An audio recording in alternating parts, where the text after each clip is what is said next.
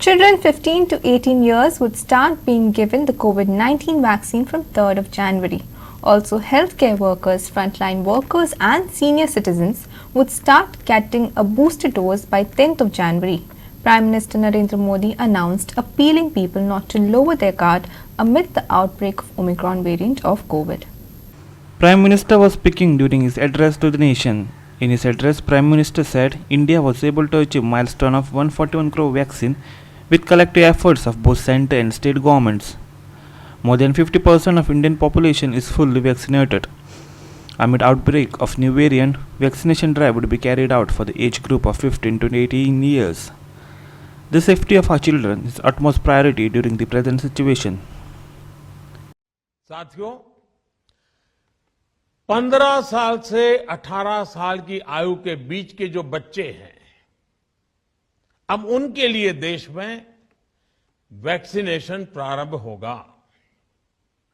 2022 में 3 जनवरी को सोमवार के दिन से इसकी शुरुआत की जाएगी।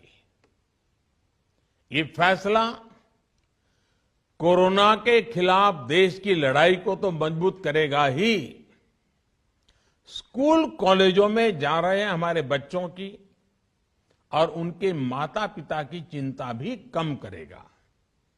साथियों, हम सबका अनुभव है कि जो कोरोना वॉरियर्स हैं, हेल्थ केयर और फ्रंटलाइन वर्कर्स हैं, इस लड़ाई में देश को सुरक्षित रखने में उनका बहुत बड़ा योगदान है।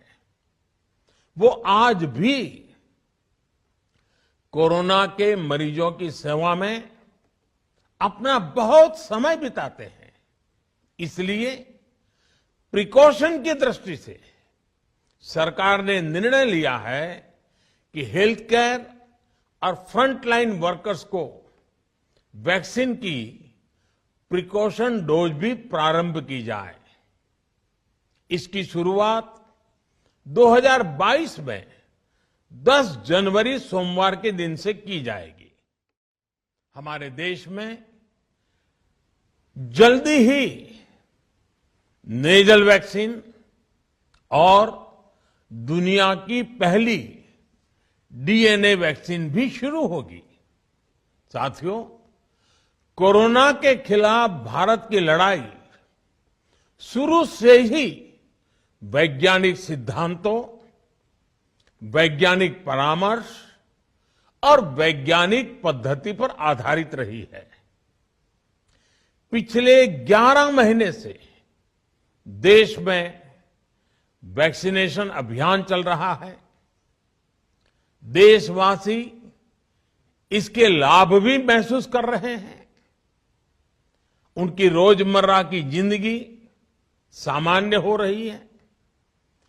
आर्थिक गतिविधियां भी दुनिया के कई देशों की तुलना में उत्साहजनक रही हैं। लेकिन साथियों, हम सभी जानते हैं कि कोरोना अभी गया नहीं है। ऐसे में सतर्कता बहुत जरूरी है। देश को सुरक्षित रखने के लिए, देशवासियों को सुरक्षित रखने के लिए हमने निरंतर काम किया है। जब वैक्सीनेशन शुरू हुआ तो उसमें भी वैज्ञानिक सुझावों के आधार पर ही ये तय किया गया कि पहली डोज किसे देना शुरू किया जाए, पहली और दूसरी डोज में कितना अंतराल हो, स्वस्थ लोगों को कब वैक्सीन लगे, जिन्हें कोरोना हो चुका है उन्हें कब वैक्सीन लगे, और जो कोमॉर्बिडिटी से ग्रस्त हैं उन्हें कब वैक्सीन लगे। ऐसे निर्णय लगातार किए गए और ये परिस्थितियों को संभालने में काफी मददगार भी साबित हुए हैं। People need to get cautious now due to outbreak of Omicron variant. Wear masks, sanitize and follow COVID appropriate behavior, Prime Minister appealed.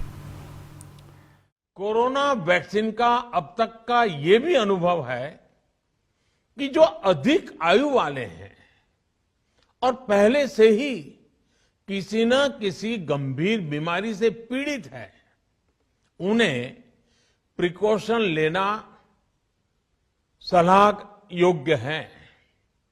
इसको ध्यान में रखते हुए 60 वर्ष से ऊपर की आयु के कोमॉर्बिडिटी वाले नागरिकों को उनके डॉक्टर की सलाह पर वैक्सीन की प्रिकॉशन डोज का विकल्प उनके लिए उपलब्ध होगा। ये भी 10 जनवरी से प्रारंभ होगा। साथियों, मेरा एक आग्रह है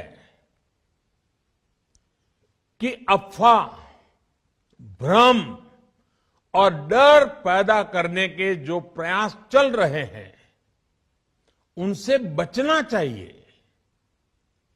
हम सभी देशवासियों ने मिलकर अब तक दुनिया का सबसे बड़ा वैक्सीनेशन अभियान चलाया है। आने वाले समय में हमें इसको और गति देनी है और विस्तार देना है। हम सभी के प्रयास ही कोरोना के खिलाफ इस लड़ाई में देश को मजबूत करेंगे। Bureau report Goa 365।